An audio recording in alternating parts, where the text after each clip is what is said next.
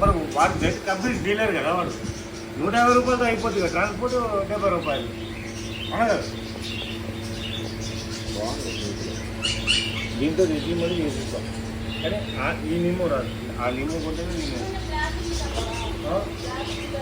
3200 బేరం మంచి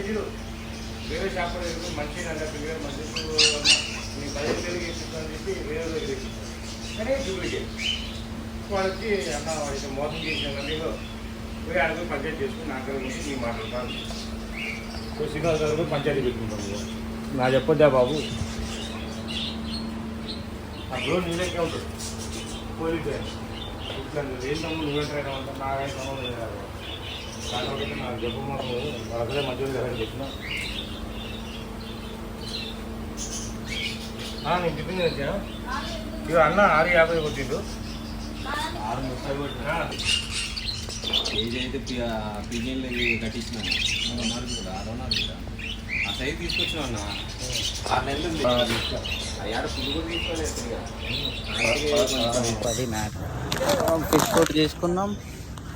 ఫిష్ చూసాం ఇంటికి వెళ్తున్నాం